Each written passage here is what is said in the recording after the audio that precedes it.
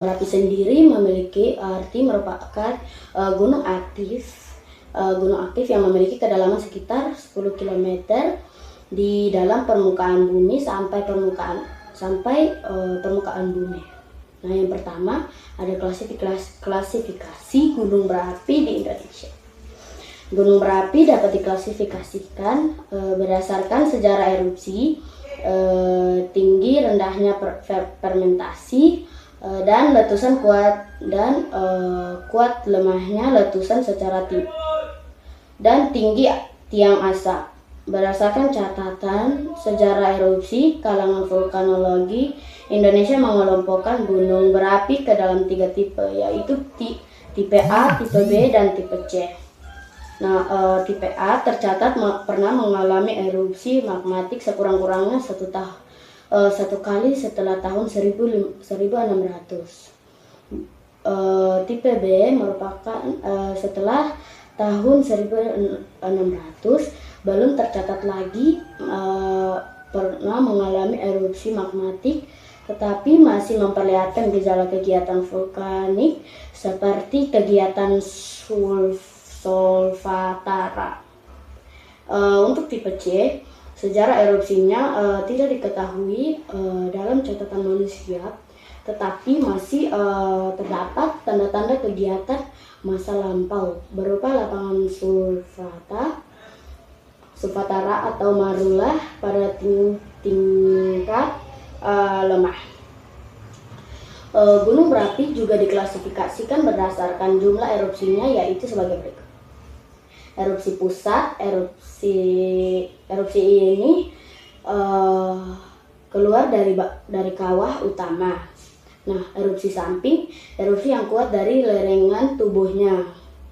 Erupsi celah, erupsi yang keluar dari retakan atau sesar yang dapat memanjang sampai beberapa kilometer. Dan erupsi eksentrik, erupsi samping tetapi magma tidak keluar dari kawah utama yang menyimpang ke samping.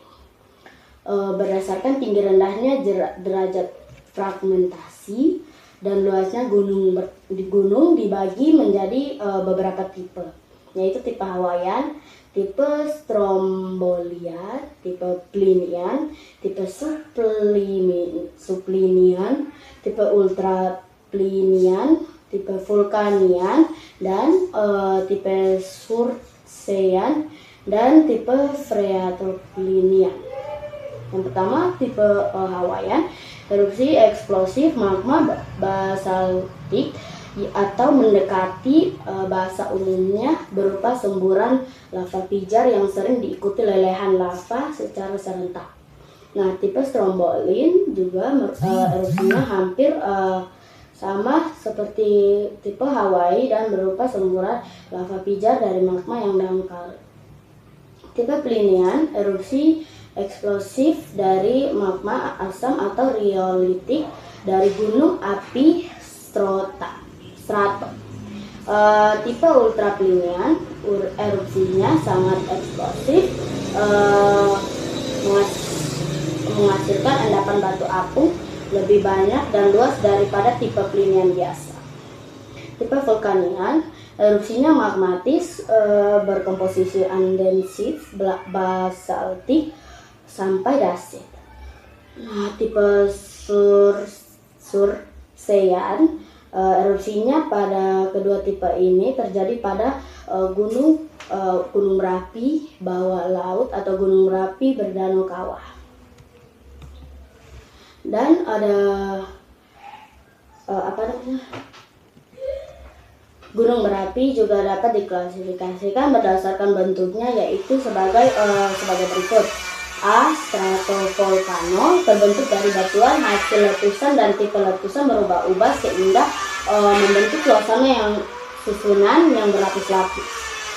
B. Perisai, terbentuknya dari batuan aliran lava yang saat mengendap masih cair sehingga tidak membentuk suatu kerucut yang tinggi. C. Cinder cone, gunung berapi yang abu dan pecahan kecil, batuan vulkanik menyebar di sekeliling gunung. Dan kaldera terbentuk dari ledakan yang sangat kuat yang melempar ujung atas gunung sehingga membentuk cekungan. Letusan gunung berapi dapat menjadi bencana bagi hidup manusia. Bahaya letusan gunung berapi dapat berpengaruh secara langsung maupun tidak langsung. Akibat letusan gunung berapi yang langsung, yaitu leleran lava. Leleran lava merupakan cairan lava yang pekat dan panas, yang dapat merusak segala sesuatu yang dilaluinya. Kecepatan aliran lava bergantung pada kekentalan magmanya. Semakin rendah kekentalannya, semakin jauh jangkauannya.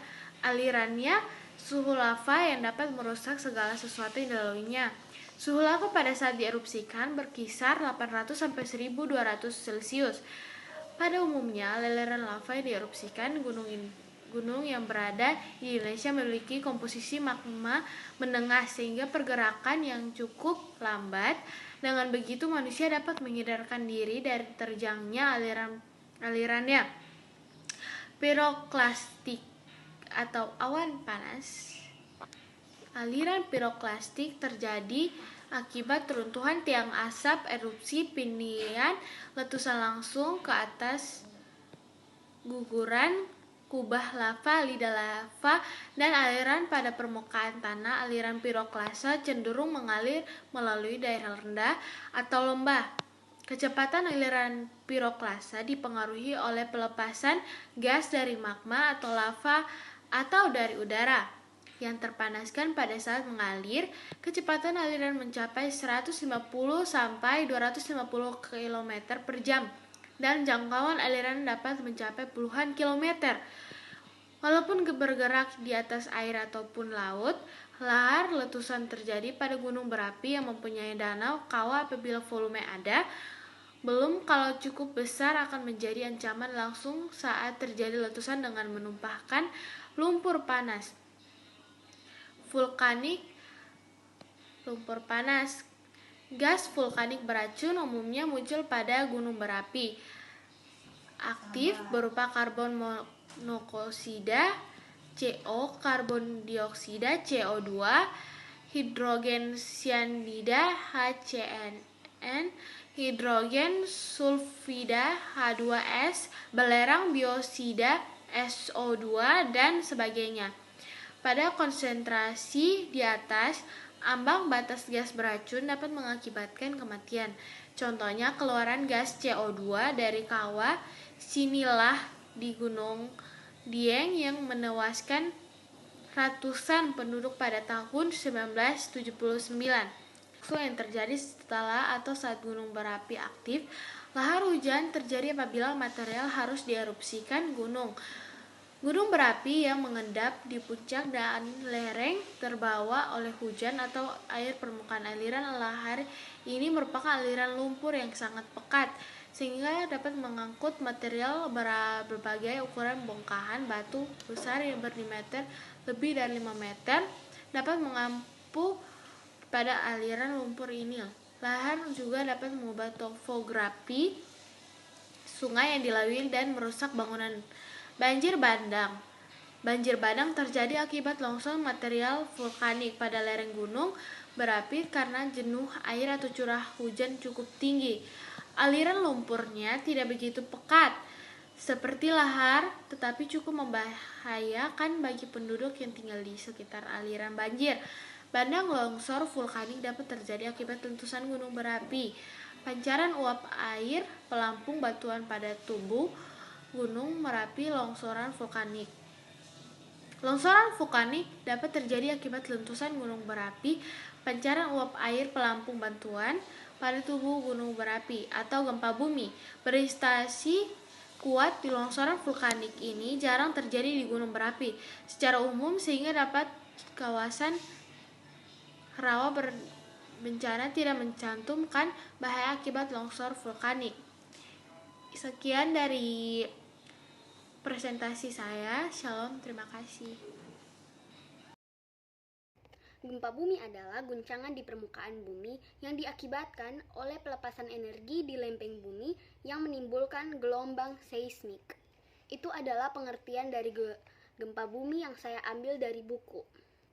Menurut Google, gempa bumi adalah getaran yang terjadi di permukaan bumi akibat pelepasan energi dari dalam secara tiba-tiba yang menciptakan gelombang seismik. Gempa bumi adalah peristiwa berguncangnya bumi yang disebabkan oleh tumbukan antara lempeng bumi. Jenis-jenis gempa ada gempa vulkanik, gempa tektonik, dan juga ada gempa runtuhan. Gempa vulkanik adalah gempa bumi yang disebabkan oleh letusan gunung berapi. Gempa tektonik adalah gempa bumi yang terjadi karena penggeseran lapisan kulit bumi akibat lepasnya energi di zona penunjaman. Gempa bumi yang sangat kuat dapat menyebabkan kerusakan di permukaan bumi, yaitu hancurnya bangunan, rumah, fasilitas, dan juga jatuhnya korban jiwa. Gempa bumi juga bisa menghasilkan tsunami. Menurut buku, tsunami adalah rangkaian gelombang laut yang mampu menjalar dengan kecepatan hingga lebih dari 900 km per jam. Menurut Google, tsunami merupakan gelombang air laut yang besar yang dipicu oleh pusar air bawah laut karena pergeseran lempeng tanah longsor, erupsi gunung berapi, dan jatuhnya meteor. Contoh tsunami yang dahsyat pernah terjadi di Aceh pada tanggal 26 Desember 2004. G. Cuaca. Lapisan troposfer adalah lapisan atmosfer paling bawah yang paling dekat dengan permukaan bumi. Lapisan ini merupakan tempat terjadinya berbagai peristiwa cuaca. Cuaca adalah keadaan udara dalam waktu yang relatif singkat dan wilayah yang relatif sempit. 1.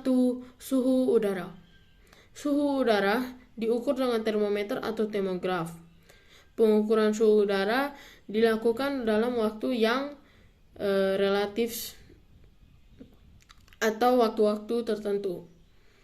Suhu terendah dicapai pada pukul 4 hingga pukul 5 pagi dan suhu tertinggi tercapai pada pukul 13.00 hingga pukul 14.00 siang. Dari hasil pencatatan suhu, dapat dilihat suhu harian dan suhu bulanan. Suhu udara sepanjang hari selalu berubah. Suhu di daerah pegunungan lebih rendah daripada di daerah daratan atau pantai. 2. Tekanan udara. Udara memiliki berat. Berat ini akan menekan permukaan bumi seperti halnya pada air. Tekanan udara di suatu tempat akan berlaku ke semua arah. 3. Arah dan kecepatan angin. Arah dan kecepatan angin dapat diketahui dengan bermacam-macam cara, di antaranya dengan bendera angin. Arah mata angin dinyatakan dengan derajat. Misalnya, arah 360 derajat berarti ke arah utara, 90 derajat adalah ke arah timur, 180 derajat ke arah selatan, dan 270 derajat adalah arah barat. 5. Awan. Seperti yang sudah kamu ketahui bahwa kelembapan udara akan naik jika suhu turun. Udara yang naik akan menjadi bertambah dingin. Tentu saja ini menyebabkan kelembapan udara terjadi dan semakin naik. Menurut ketinggiannya, awan dibedakan menjadi 3 macam, yaitu sebagai berikut. Awan rendah dengan ketinggian 0 sampai 2000 meter. Awan menengah dengan tinggi 2000 hingga 6000 meter. Awan tinggi dengan ketinggian 6000 meter. Tidak semua awan dapat menimbulkan hujan, hanya awan yang puncaknya mencapai ketinggian lebih dari 5 km saja yang dapat menimbulkan hujan yang dapat menyentuh tanah. Kabut. Kabut terjadi bukan sebagai akibat udara naik seperti awan. Kabut dapat terjadi dalam udara yang lembab karena penguapan danau atau lautan. Terima kasih, Tuhan Yesus memberkati. Shalom. A. Lingkungan. Jika lingkungan berubah dan manusia bisa merasakan dampaknya Dampaknya proses-proses itu berupa pelapukan di lapisan bumi yang disebabkan oleh aktivitas manusia atau proses alam seperti erosi air, erosi angin, erosi air laut dan sebagainya. 2. Erosi. Erosi diakibatkan oleh beberapa yaitu ini angin, air, gletser, air laut dan gerakan tanah. 2A. Angin. Di daerah padang pasir, erosi angin memiliki pengaruh paling besar. Angin akan mengempaskan pasir kasar dan partikel lapisan tanah ini berterbangan sekitar 1 meter di atas permukaan tanah. Jika partikel yang bergerak cepat ingin mengenai pilar karang, bagian bawahnya akan terkikis. Tidak hanya di padang pasir, di pantai Parangtritis, Yogyakarta, angin juga dapat membawa butir-butiran pasir halus. Muatan itu akan turun jika mengenai tempat-tempat atau benda yang terongok. Selanjutnya, butiran-butiran pasir halus itu akan membentuk bukit-bukit kecil. 2B. Air. Air merupakan penyebab utama erosi. Apabila kita perhatikan, sungai-sungai di Indonesia sekarang berair keruh dan dangkal.